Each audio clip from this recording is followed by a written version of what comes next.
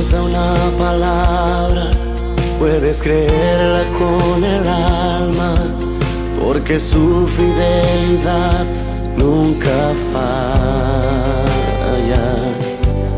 porque Él no se limita ante humanas circunstancias, y si Él dijo que lo hará, así será. Buenas tardes, hermanos, ¿cómo están? Que el Señor siga bendiciendo sus vidas, como lo ha hecho hasta ahora, que les siga cubriendo, que les siga bendiciendo. Quería compartirles una palabrita de ánimo en esta tarde. Dice su palabra en Mateo capítulo 6, versículo 33, mas buscad primeramente el reino de Dios y su justicia, y todas estas cosas os serán añadidas.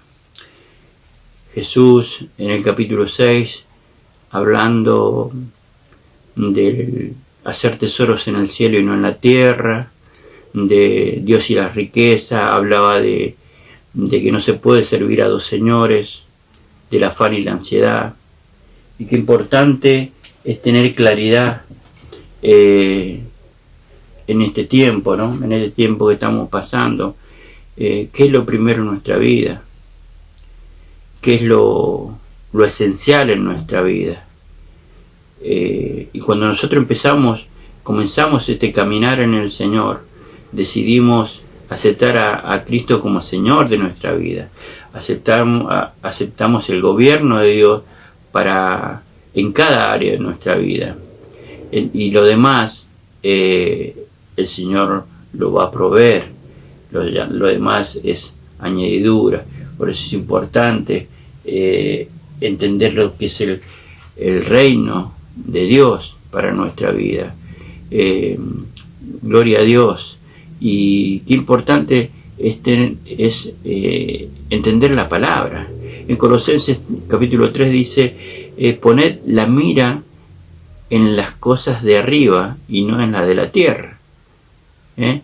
Decía el apóstol Pablo. ¿Dónde está puesta nuestra mirada en este tiempo? Sabemos que son tiempos difíciles, sabemos que hay incertidumbre, sabemos que las realidades de este mundo son complicadas, pero no voy a hablar de la problemática porque ya la sabemos, pero entender de que tenemos que animarnos. Primero tenemos que tener claridad de quiénes somos y de quién es nuestro Padre. Sabemos que las cosas pasan, pero sabemos que confiamos en el Señor. Sabemos que lo que está ocurriendo a nuestro alrededor, pero sabemos que tenemos un Padre bueno. Y nosotros nos propusimos caminar con Él. Nosotros nos propusimos en nuestro corazón seguirle a Dios, así como se lo propuso Daniel. Dice que se propuso en su corazón no contaminarse con la comida del rey, y el Señor lo bendijo, le dio conocimiento, lo fortaleció, le dio inteligencia, le dio la visión de los sueños, la interpretación de sueños. Después vemos también a Sadrach, a Mesach y a Abednego, cuando ellos se negaron a adorar la estatua del rey y fueron echados al horno de fuego, y Dios los libró. Y qué hermosas las historias de hombres de Dios que decidieron entregar su vida al Señor y no canjear su fe por nada, no renunciar a sus convicciones. Nehemías, tenemos a Nehemías también. Él se propuso, primeramente tuvo una carga en su corazón por el remanente que había quedado de la cautividad, de la reedificación de los muros. Él ayunó, él oró al Señor y halló gracias ante los ojos del rey, quien le autorizó a que vaya a reedificar los muros. Y podemos ver que él puso manos a la obra, empezó a reedificar los muros, pero también vinieron los ataques del enemigo. En el versículo 4 de Nehemías habla donde se levanta y se enoja mucho el gobernador de Samaria, llamado Sanbalat, y porque oyó que estaba reedificando los muros. Y después en el versículo 6 habla del complot que tuvo por medio de 3 varones ahí, Nehemías, que quisieron hacerle desistir de lo que estaba haciendo. Y vamos a leer la palabra del Señor en el versículo 1 del capítulo 6 de Nehemías. Dice la palabra: cuando oyeron Sanbalat y Tobías y Gesem el árabe y los demás de nuestros enemigos que yo había edificado el muro y que no quedaba en el portillo, aunque hasta aquel tiempo no había puesto las hojas de las puertas, Sanbalat y Gesem enviaron a decirme: ven y reunámonos en alguna de las aldeas en el campo de Ono. Mas ellos habían pensado hacerme mal. Y les envié mensajero diciendo: yo hago una gran obra y no puedo ir, porque cesaría la obra dejándola yo para ir a vosotros. Y enviaron a mí con el mismo asunto hasta 4 veces, y yo les respondí de la misma manera.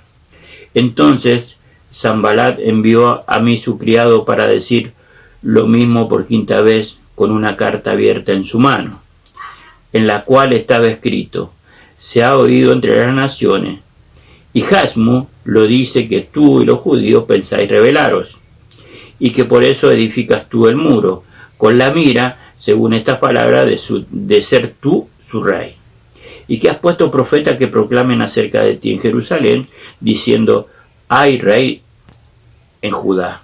Y ahora serán oídas del rey y tales palabras.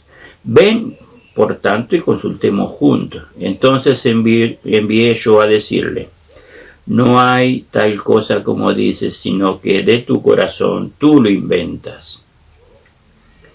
Porque todos ellos nos amedrentaron, diciendo: se debilitarán las manos de ellos en la obra y no será terminada. Ahora pues, oh Dios, fortalece tú mis manos. Vine luego a casa de Semanías, hijo de Delía, hijo de Meletabel, porque él estaba encerrado, el cual me dijo: reunámonos en la casa de Dios dentro del templo y cerremos las puertas del templo, porque vienen para matarte. Sí, esta noche vendrán a matarte. Entonces dije: ¿un hombre como yo ha de huir? ¿Y quién que fuera como yo entraría al templo para salvarse la vida? No entraré. Y entendí que Dios no lo había enviado, sino que hablaba aquella profecía contra mí, porque Tobías y Sanbalat lo habían sobornado, porque fue sobornado para hacerme temer así, y que pecase y le sirviera de mal nombre, con que fuera yo infamado. Acuérdate, Dios mío, de Tobías y Sanbalat conforme a estas cosas que hicieron. También acuérdate de Noadías, profetisa, y de los otros profetas que procuraron infundir miedo. Fue terminado pues el muro el 25 del mes de Elul, en 52 días. Hasta ahí vamos a leer la palabra de Dios. Podemos ver en el capítulo 2 la oposición que tenía Nehemías y el complot. Se complotó Sanbalat, Tobías y Gesem el árabe, para sacarlo de la obra y para poder hacerle mal. Seguramente querían matarlo. Entonces le decían: ven y reunámonos en alguna aldea en el campo de Ono. Pero Nehemías fue claro: yo hago una gran obra, no puedo ir. Tenía una visión clara, una visión muy clara, y responsabilidad y perseverancia en lo que hacía Nehemías. Podemos ver la firmeza como contestaba. Y podemos ver del versículo 4 y 5 la insistencia de estos, de mandarle cuatro mensajeros para poder sacarlo a Nehemías. Y el quinto mensajero le llevó una carta. Y la carta solamente blasfemaba, mentía, decía cosas que no estaban bien de Nehemías. Y él le responde con una firmeza y le dice, no hay tal cosa, sino que de tu corazón inventa. O sea, él estaba seguro y no lo hacían caer con lo que le decían, ni aún por esa carta. Y esto en el versículo 9 dice que amedrentaban al pueblo, infundían temor, y todos ellos, dice, infundían temor, dice, y lo querían desanimar, porque les decían, sus manos se van a debilitar, no van a terminar el muro. Pero Nehemías, ante las acusaciones, la reacción que tuvo es de acudir a Dios. Y cuando acude a Dios le dice, ahora pues, oh Dios, fortalece tú mis manos. Aleluya, gloria a Dios.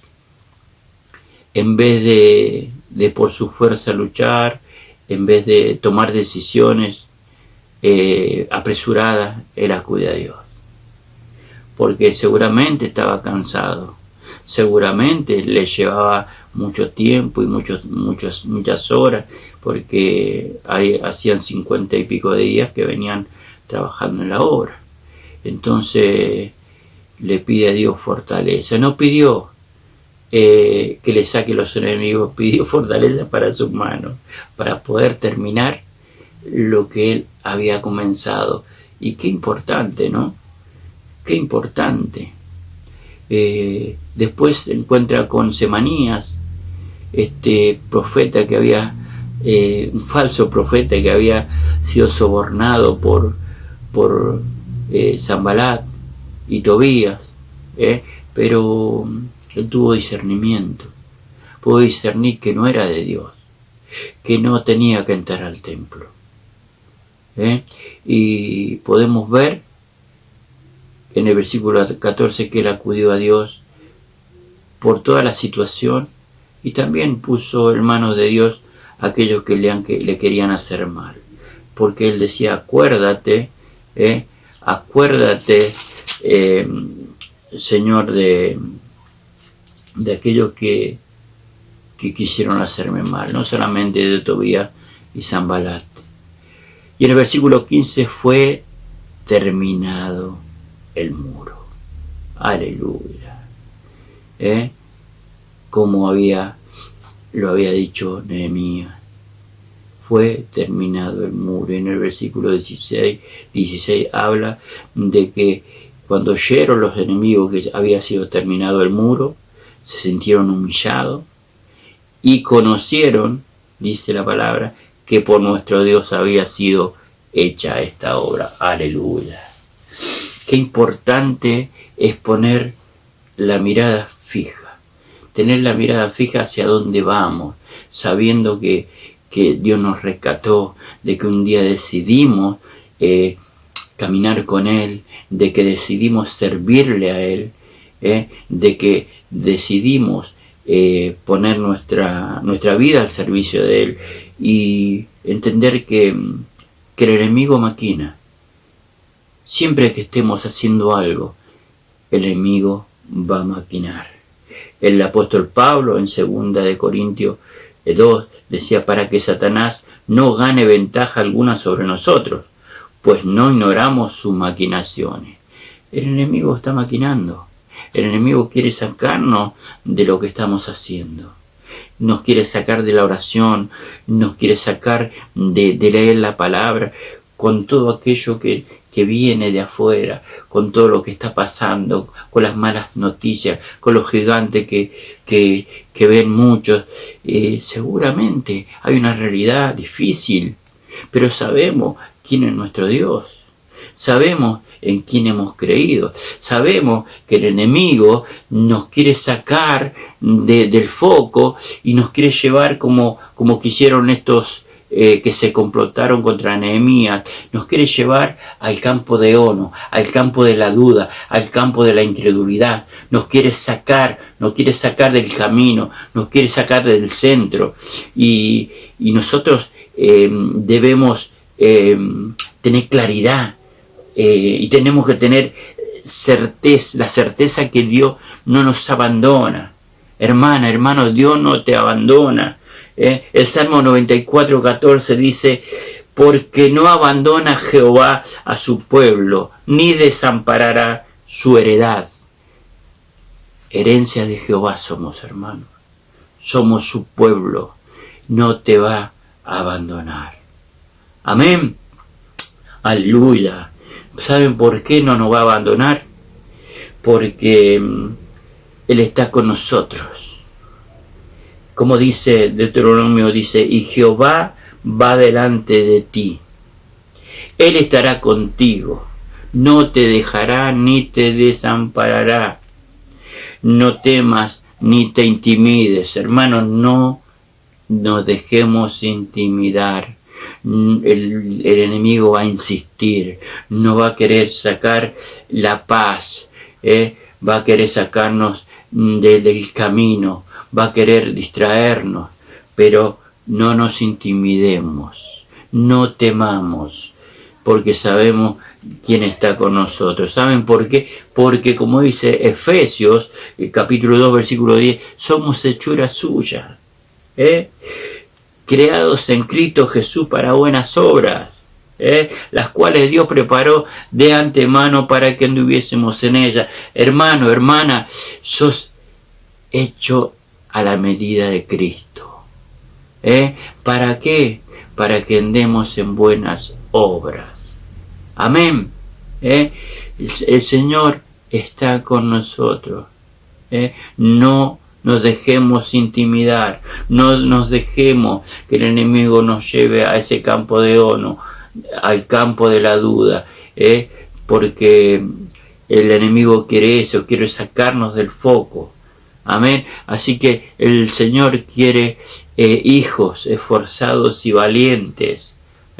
Así como le decía el Señor a Josué, mira que te mando que te esfuerces y seas valiente. No temas ni desmayes, porque Jehová tu Dios estará contigo donde quiera que vaya. Hermanos, el Señor va a estar con nosotros donde vayamos. A cualquier día, a cualquier hora, en cualquier lugar, tenemos un Dios grande, un Dios omnipresente, que no hay lugar donde Él no pueda estar, porque Él lo ve todo. Amén. Así que no saquemos la mirada de Cristo. Nuestro centro debe ser Cristo, y no debemos dudar. No dejemos que siembre duda el enemigo, porque la duda es la carencia de certeza en lo que pienso o en la acción que deba tomar.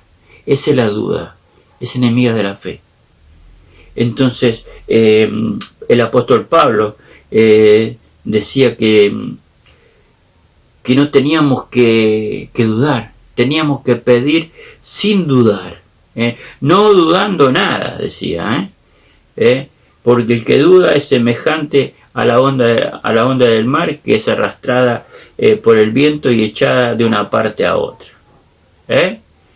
Y dice: no piense quien tal haga recibirá cosa alguna. Nosotros, los hijos de Dios, no debemos dudar de la palabra de Dios, no debemos dudar de nuestro papá, no debemos dudar de lo que ha sido escrito, porque tampoco debemos ser inestables. Tenemos que tener el carácter de Nehemías, el carácter de Daniel. una visión clara de lo que necesita un hijo de Dios. Tener esa perseverancia, esa perseverancia y ese grado de fe que no nos saca nada, ni una noticia de un lado o de otro, no nos puede sacar del foco, no se puede debilitar nuestra fe. Así que, hermanos, les animo a que podamos adoptar este carácter de estos hombres de Dios. Podemos tener nuestra mirada puesta en las cosas de arriba, porque es tan hermoso poder leer la palabra, poder meternos en esta historia. ¿A ustedes qué les parece? ¿Por qué se terminó el muro?